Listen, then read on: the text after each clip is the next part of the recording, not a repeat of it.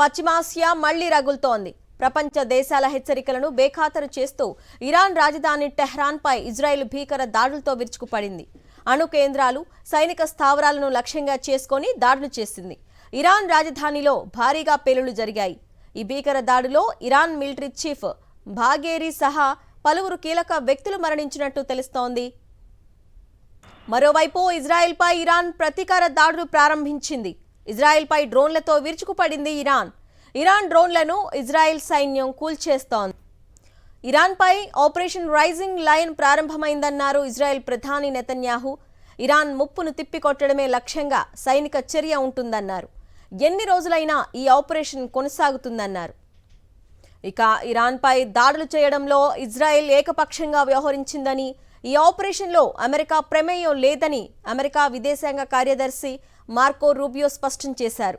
ఈ ప్రాంతంలోని అమెరికన్ దళాలను రక్షించడమే తమ లక్ష్యమన్నారు. తమ పరిపాలన యొక్క అగ్ర ప్రాధాన్యత అని ఆయన అన్నారు. దీనికి సంబంధించి ఇప్పటికే తాము చర్యలు తీసుకున్నామని తెలిపారు. ఇరాన్, అమెరికా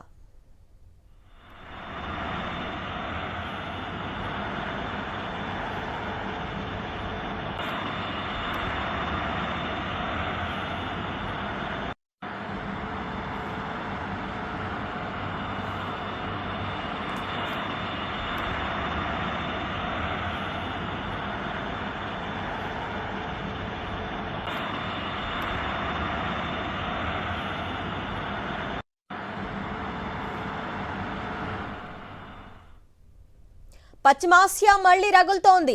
ప్రపంచ దేశాల హెచ్చరికలను బేఖాతరు చేస్తూ ఇరాన్ రాజధాని టెహ్రాన్పై ఇజ్రాయెల్ భీకర దాడులతో విరుచుకుపడింది. అణు కేంద్రాలు, సైనిక స్థావరాలను లక్ష్యంగా చేసుకొని దాడులు చేసింది. ఇరాన్ రాజధానిలో భారీగా పేలుళ్లు జరిగాయి. ఈ భీకర దాడుల్లో ఇరాన్ మిలిటరీ చీఫ్ బాఘేరీ సహా పలువురు కీలక వ్యక్తులు మరణించినట్టు తెలుస్తోంది. ఇజ్రాయెల్పై ఇరాన్ ప్రతీకార దాడులు ప్రారంభించింది. ఇజ్రాయెల్పై డ్రోన్లతో విరుచుకుపడింది ఇరాన్. ఇరాన్ డ్రోన్లను ఇజ్రాయెల్ సైన్యం కూల్చేస్తోంది. ఇరాన్పై ఆపరేషన్ రైజింగ్ లయన్ ప్రారంభమైందన్నారు ఇజ్రాయెల్ ప్రధాని నెతన్యాహు. ఇరాన్ ముప్పును తిప్పికొట్టడమే లక్ష్యంగా సైనిక చర్య ఉంటుందన్నారు. ఎన్ని రోజులైనా ఈ ఆపరేషన్ కొనసాగుతుందన్నారు. ఇక ఇరాన్పై దాడులు చేయడంలో ఇజ్రాయెల్ ఏకపక్షంగా వ్యవహరించిందని, ఈ ఆపరేషన్లో అమెరికా ప్రమేయం లేదని అమెరికా విదేశాంగ కార్యదర్శి మార్కో రూబియో స్పష్టం చేశారు. ఈ ప్రాంతంలోని అమెరికన్ దళాలను రక్షించడమే తమ లక్ష్యమన్నారు. తమ పరిపాలన యొక్క అగ్ర ప్రాధాన్యత అని ఆయన అన్నారు. దీనికి సంబంధించి ఇప్పటికే తాము చర్యలు తీసుకున్నామని తెలిపారు.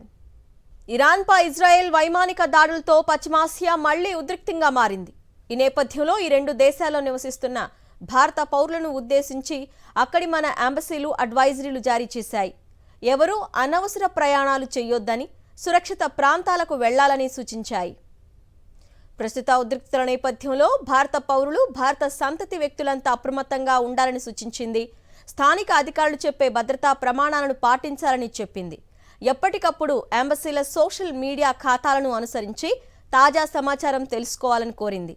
అనవసర ప్రయాణాలు చేయొద్దు, అత్యవసర పరిస్థితుల్లో సురక్షిత శిబిరాలకు చేరుకునేందుకు సిద్ధంగా ఉండాలని ఇరాన్, ఇజ్రాయెల్లోని భారత దౌత్య కార్యాలయాలు తమ అడ్వైజరీలో పేర్కొన్నాయి. ఇరాన్లోని అణు కేంద్రాలు, సైనిక స్థావరాలే లక్ష్యంగా ఇజ్రాయెల్ మిలిటరీ ఆపరేషన్ చేపట్టింది. ఈ దాడుల్లో Iran paramilitary revolutionary guard chief సహా పలువురు ఉన్నతాధికారులు, అణు శాస్త్రవేత్తలు మృతి చెందారు.